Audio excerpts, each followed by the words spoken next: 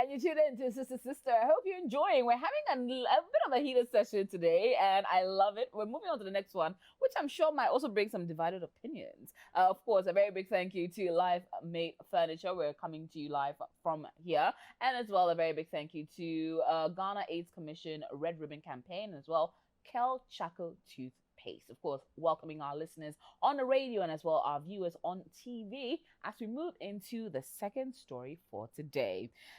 Dear sisters, I'm a 31-year-old, half Nigerian, half Scottish lady, and I was based in London where I met and fell in love with a nice 32-year-old Ghanaian man about 4 years ago. We decided to settle down and get married 8 months ago, and I discovered I was expecting a child right around that period. My boyfriend and I wanted to get married and settle in Ghana, so we decided to relocate to get posted to Ghana and find our jobs. I started working with the Ghana branch of the London company I was at, and my boyfriend got a job in a mining company, and we quickly had a nice court wedding upon arriving in Ghana, and also because he had to move back and forth between Obuasi and Accra due to work. He asked that I move in with his mother and two siblings in their 6-bedroom house he built since I was pregnant, and he felt his mother can help better since my parents are unfortunately no more. AJ, that's when the problems began, as I soon got to find out his mother and siblings were actually hoping my husband would settle down with a nice lady in Ghana and didn't like the idea of me and my husband being together. My mother-in-law and my husband's siblings tried at every turn to frustrate me and make my life a living hell in their house, but I tried not to let it get to me till months ago. She and my husband's siblings connived to falsely accuse me of cheating to my husband and tried to turn my husband's head against me. Thankfully, my husband dismissed these accusations because he trusted me and knew I would never do that. He actually told me, and this led me and my in-laws getting into a very heated argument, of which I told them my peace of mind and my husband's legally wedded wife and their son's wife, and I should be treated with the respect I deserve. I got so angry, I told them my peace of mind, walked out of them, and moved back to Obuasi to stay with my husband. Sisters, when I left their home, my mother actually called my husband to report account of the event and said that I rather insulted her and was rude to her and I'm not good enough for him, and he had to choose between me or her. Thankfully, my husband put her in her place and told her he loved me and we're a family expecting a child and we're sticking together. His mother now replied that if he's choosing me, then she's disowning him as her son and will not come around me. AJ, I was so shocked she would go to such extremes to remove me from my husband's life. But my husband assured me that if she wants nothing to do with me, then he wants nothing to do with her. Now I feel horrible about the situation. I'm torn because I'm happy that he's willing to forsake all others to be with me, but I'm also really confused that I do not want him to forsake his family. And what about him not getting his family's blessings? May this turn negative for us in our relationship? Does it not attract curses? And is this not the right step for our future? Should I just leave the marriage and go back to London and raise my child on my own? Because I do not want all this drama, but I love my husband and I want to be with him. What should I do, sisters? Family wahala. Now, is it okay for a man to leave his family to be with his wife, especially when his family is being unreasonable? I'll start with you, Felicia. I like when the mother-in-law asked that he should choose between the wife and her. We don't choose family. So that was like a rhetorical question. Like, you don't, he doesn't have a choice to choose who his mom is, but he has a choice to keep that relationship. So the woman at that point made her own choice. It wasn't the guy's choice. The woman made a choice because, first of all, I don't choose who becomes my mom. So whether I like it or not, you are my mother, and I respect you for that. But I can choose to maintain that relationship or nurture that relationship, respect that relationship, but I can't choose to have you. So it's not about the guy neglecting his family or choosing his wife over his family.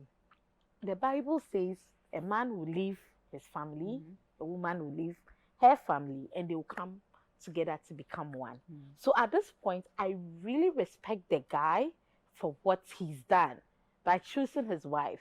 I understand how the lady feels. Usually when someone, let me say back again, chooses you, and I think yes, it's the right word to use because you choose a partner, chooses you over his family, there's this burden where you feel like you are everything you are everything now. he has. You can't make a mistake. When he gets sick, you don't have support. But trust me, because you don't choose family, they don't have a choice than to be there for him when they have to. What the woman is doing or saying is just blabbing. She's just making a fuss because maybe she wanted a lady she could control or this, that, and she sees you to be a threat. You know what, my dear? Enjoy your marriage. Thank your stars for the kind of husband you have. Absolutely. Oh, like make him feel precious because he is. Don't worry about your in-laws. You choose to have a relationship with your in-laws. Just respect them. If I were her, Christmas once in a while, I'll send you presents. If it's your birthday, I'll keep my distance and love you from a distance. Because you never know what the future holds for you. Back again, because your husband has chosen you, a point in time, I'm not saying that will happen, will come where you will need them to be there for you. Because in accounts, obi wa, the body is for the ebusiadia. So God forbid, if that happens, your kid will grow up and will want to know their extended family. So try and be the better person here to maintain some sort of relationship. Yeah. Once in a while, Christmas presents, you don't even have to drop it off yourself. You can send a delivery guy. They can do whatever they want to do with it. Do it for your family. Do it for your husband. And allow your husband to make a decision. Okay. Yeah. That is where our last story, the family loves her. This one, the family cannot stand her.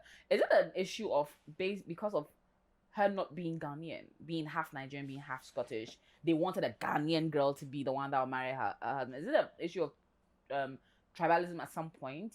Are the family being unreasonable? Do you see a point in time where they might reason, Olivia? Yes and no. The reason why I say that is the fact that the woman didn't choose is what the problem is. And the fact that he decided, he's met someone, he made a decision, he probably, maybe when he was in a relationship with her, he didn't quite give mom details. Because I feel this young lady's story so much because I literally lived it. I lived it, so I can empathize with her. Came back again from the UK with my husband. My mom's dead.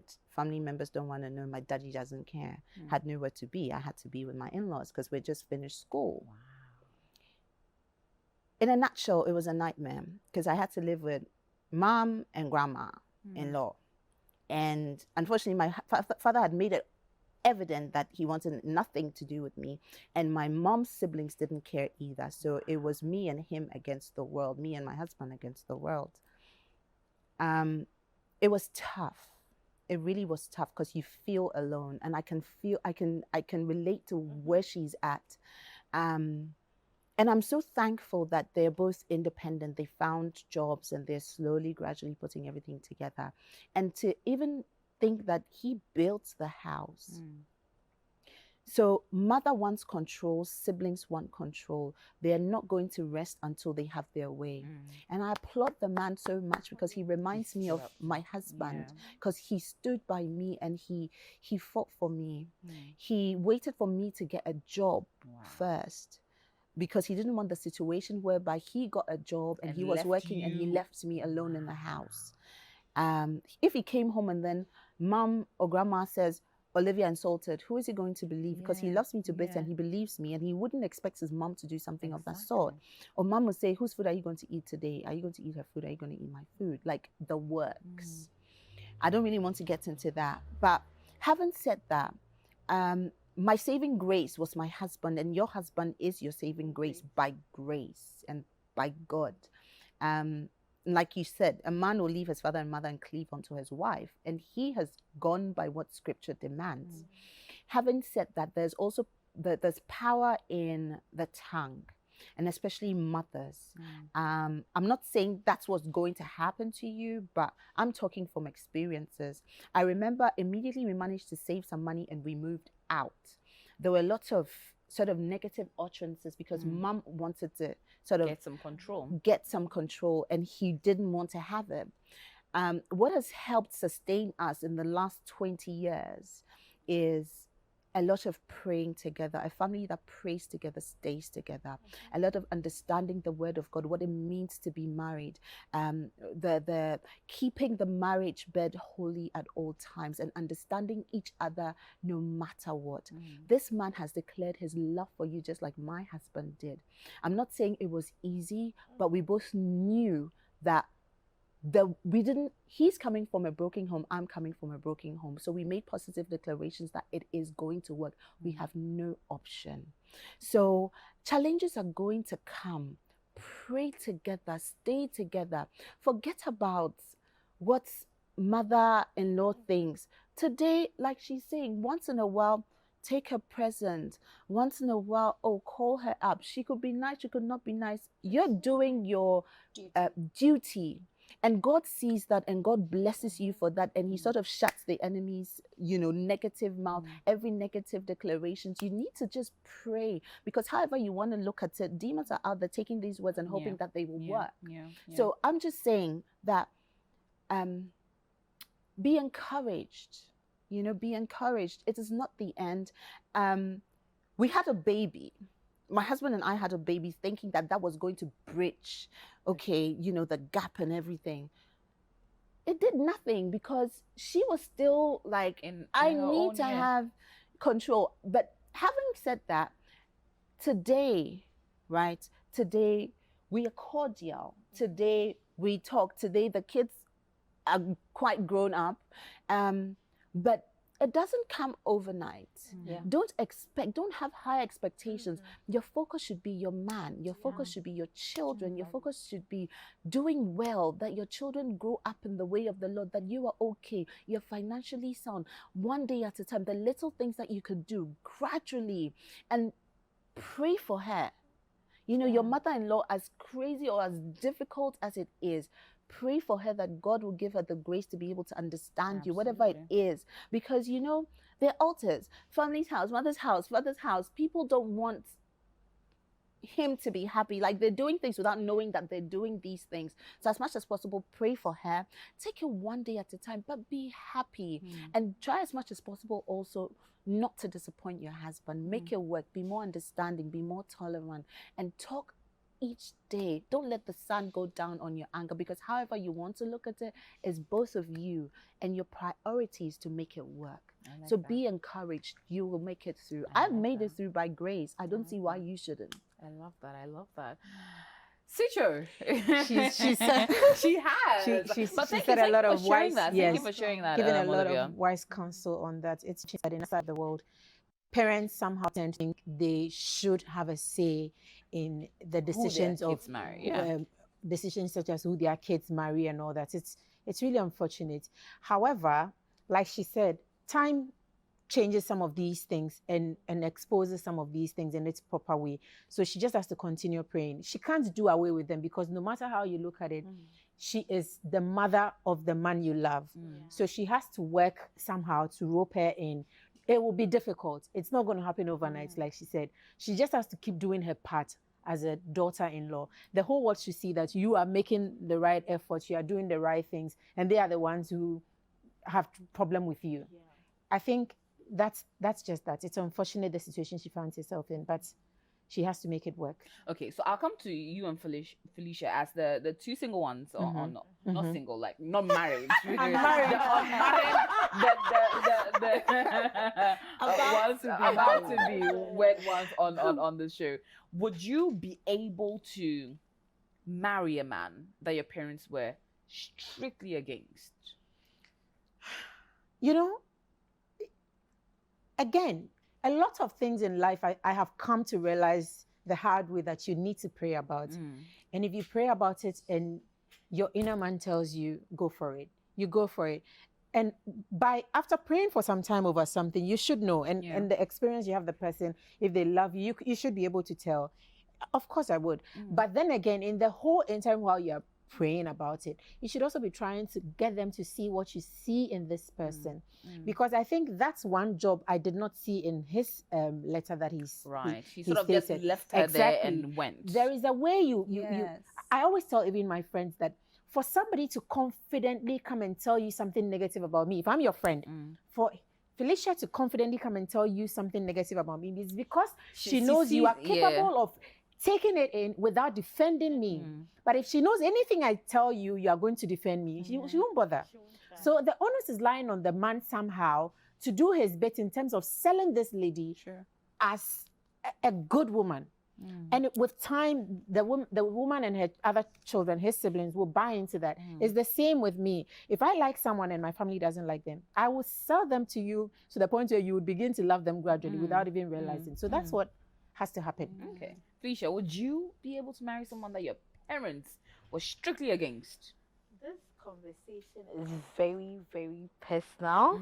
And I don't know how comfortable I am to share my, but I find myself in the same situation. And this question you asked was the exact question my boyfriend asked me quite recently. He was like, would you go ahead to be with me if your parents told you or were all against me? And I was like, my first answer was, it depends. And he was like, no, it doesn't depend on anything. If you love someone and you truly believe in the person you love, and you know what you both have, he doesn't believe anything should stop you from being with that person. The only thing it creates is caution. Then you learn, you manage how you thread. Because then whatever be it, you are cautious that what if? But as my sister said, immediately you pray to God and you get the confidence that this is the person you want to be with, nothing should stop you. This actually helps you to work on the relationship. And trust me, my guy and I have been working on our relationship for like 3 years, and every day something new comes out. Like this morning, we had a full-blown conversation for almost 2 hours on phone, and it never happens. I was even surprised because we either don't have anything to say, or he's talking about just one thing. He's fixated on one thing. But now we talk and he's like, oh, I'm always talking about working. Tell me about yourself. So it's all about praying and working on the relationship. And just sometimes you know, there's no memo to being in a relationship. And that's what I've grown to realize. Make it your own. Understand who you are with. And as I'll always say and not stop saying is, open up conversations. Like, you should have conversation every day, every minute. Like, you guys should have that vibe where you can be open to talk about everything. And my dear, just it gets better. It gets better. It gets better. So absolutely. I like the part where she said talk every day. My husband and I are so close. We are always talking. Our kids get upset. Like when we say we're so annoying. When we say, immediately I sit in the car, it's like the journey from the house, from work to home. It's like, so what happened? We even talk about things that have happened, or how somebody behaved. And then our kids want to chip in. They said, oh, and then it's like, you're butting in. Before rain, there was sunshine. You people are always like that. Because you know, the bond is there, and now our children have grown to see it. And communication is so key. When you get upset about something, talk about it, because you need to know that you are all that you have. Especially you don't have mommy or daddy. So he's all that you have and you're all that he has. So just make it work. Talk, iron things out. Don't let the sun go down, like I said, and make it work. Be persistent and make positive declarations. Make positive declarations over your children, over your husband, over your marriage, and they will come to pass. And believe in God. Absolutely. It will happen. Absolutely. Cicho, final words from you on this topic. I think basically they should pray together as much as possible. She should keep pushing and making the effort to rope them into the big family agenda. And she should enjoy her life with her husband. She's lucky to have a husband who is there and has chosen her over and over and over again, above everything else. And that's a plus in this whole thing. So she should enjoy her life, have fun. And I don't see why she has to move back to the UK or anywhere else. Exactly. Yeah. Have as Stay many here. kids as she Don't wants go. to have and Yeah. enjoy her life. I love that. I Yeah. love that. And can I say one thing too? Quickly, 30 seconds. Very quickly, to mother-in-laws out there, Mm. leave your children Yes. alone. Preach Allow it. them to make Thank you. mistakes if they need to. We Don't be beg you. negative about them. Don't be saying negative Yeah. things about them. Leave them to be. You had your sons not to marry your sons. Thank You you. had your sons to make sure that they end up being somebody else's husband. And if you've raised them well enough, Yeah. you should leave them that they would make the right decisions when they Exactly. get married Absolutely. and guide them and stop that. Yes, preach it. And on that note, we call it a wrap. Ladies, thank you so much for coming in. Of you. course, I was joined in by the very, very amazing Felicia, ever dazzling Olivia, and the incredible one and only Sincha. And thank you for being tuned in. It's another exciting edition of Sister. Of course, we came to you live from Live Mate Furniture and encouraging you to pass through and grab some incredible furniture for your home or your office. And as well, a very big thank you to our proud sponsors, Ghana AIDS Commission Red Ribbon Campaign, and as well to Kel Charcoal Toothpaste. You want those pearly whites? Get some Kel Charcoal Toothpaste in your life today. My name is AJ Akwako Safo, and I've been your host, and I'll be back your way next week with another exciting edition. Thank you all that were tuning in via Facebook, Twitter, sending in your hashtags sister, and as well live on radio on Citi FM and as well on live on Citi TV. I'm back next week with more.